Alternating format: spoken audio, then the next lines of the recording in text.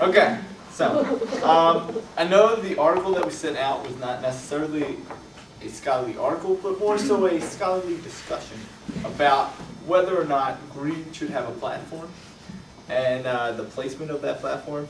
And what happens is there's two kinds of sins in the play. There's the spiritual sins and the physical sins.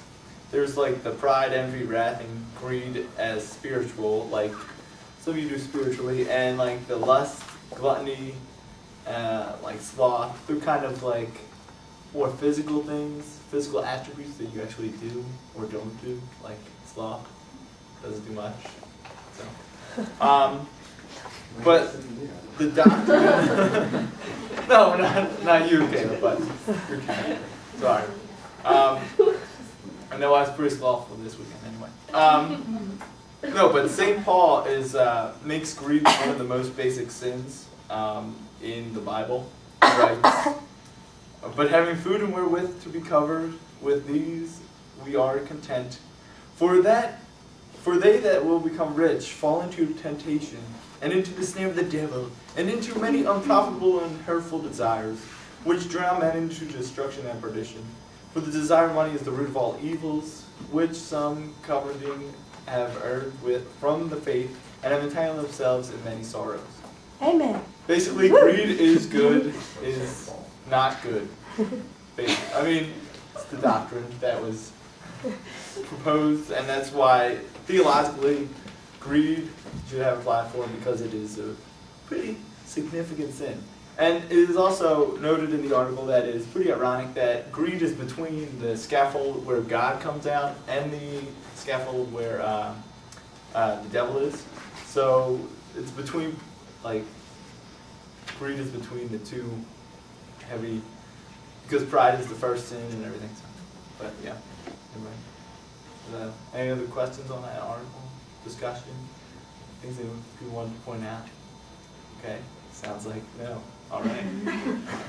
It's a great read. The article is important for our staging group because it talks about the platform, and like when you read things about the staging of Castle Perseverance, they make it clear that like there's different levels for the different characters. So we had to figure out a way to make those different levels on a back staircase. And basically, what we decided was to have, along with the directors, was to have good guys on the right and the bad guys on the left, to put people in positions of authority, like Vice Principal Death and Dr. Godfrey, to put them higher than everybody else. Originally, we had, like, we met to figure out the how we were going to set up the scenery and the staging. The directors touched on this a little bit in their presentation. We had, like, we were using, like, the entire back of the stairs. We were going to have, like, a classroom over here, and then a bunch of lunch tables, and a bunch of, like, Dr. Godfrey was going to be up on the balcony, and like the director of the group said, you just couldn't do it. So our job was actually pretty easy. I mean, we're just using the stairs, and I think it's may or may not say it in that article, but like a lot of the medieval drama staging was just like using what you had. So just using the back staircase, we were able to do that. And going along with that, I just realized this, when the audience looks at the stage, it's the opposite, so the virtues will be on the left and the vices on the right, which is something that was interesting when I thought about it. But then we wanted to make a couple things that would kind of set the scene more as like a high school, so they made lockers, and I made a sign. I had to do another one for graduation, but just as like Morality High School, MHS, just so people know like the setting a little bit more, and I think it'll stand out because that's one of the only pieces of scenery that we actually have. So something good that will set the scene a little bit more. Cool. I did black. Yay! I did black and white because those are the school colors, and it's also good and evil and stuff. And I painted morality on the table that I was painting on because it went through. So that was kind of bad. And the lockers will be made this week, and it's going to be some additional scenery because you don't have much out there. And one of the ideas to kind of symbolize the difference between the vices and the virtues is going to have to be have the vices graffiti up their lockers, pattern them, post the ladies.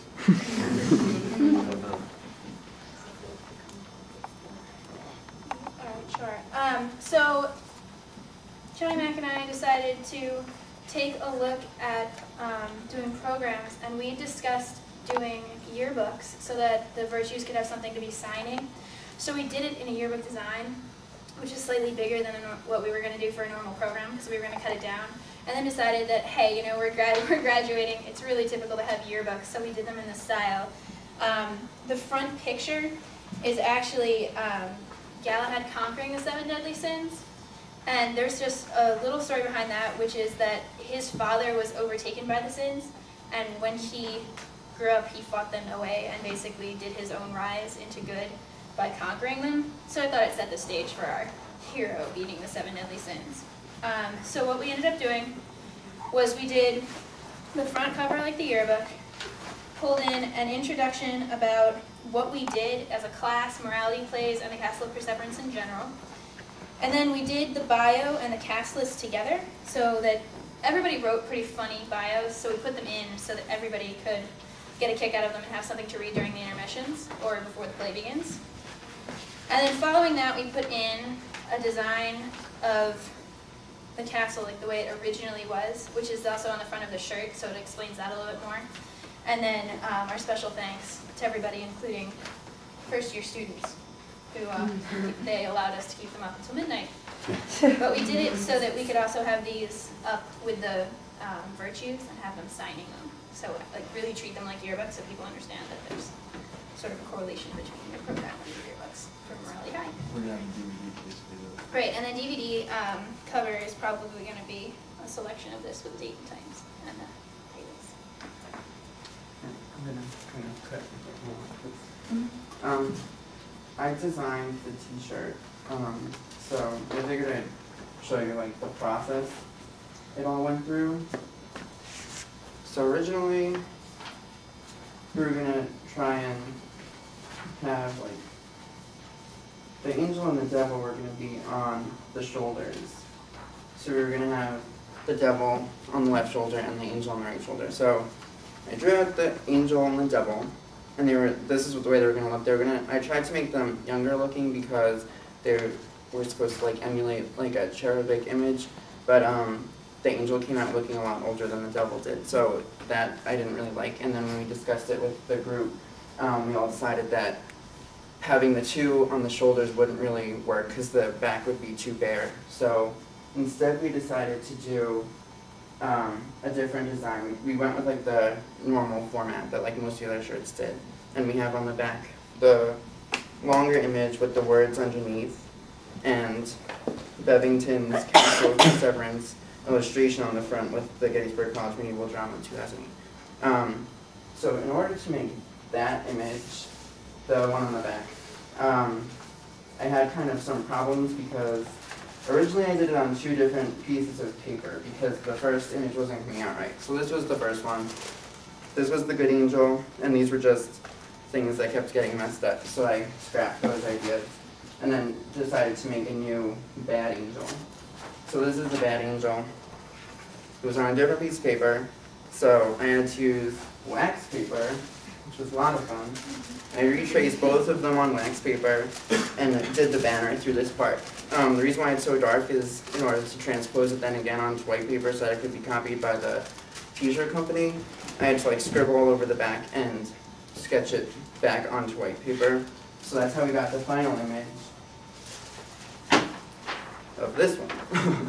So then we came across another problem too, because I really shouldn't have colored anything in, because coloring in the bad angel and leaving the good angel empty, like when you recopied it, all the dark parts got colored in for the bad angel. So the good angel would have been darker than the bad angel was. So in order to fix that, I know Ian and Emily, when they went to get the shirts fixed, they I don't know how they did it, but somehow the t-shirt company got it fixed that this part is all white and then the devil is at least has a little darkness in there. So that got fixed. And then for the front part, like I said, this is Bevington's illustration, so pretty much all I did was I tried tracing it.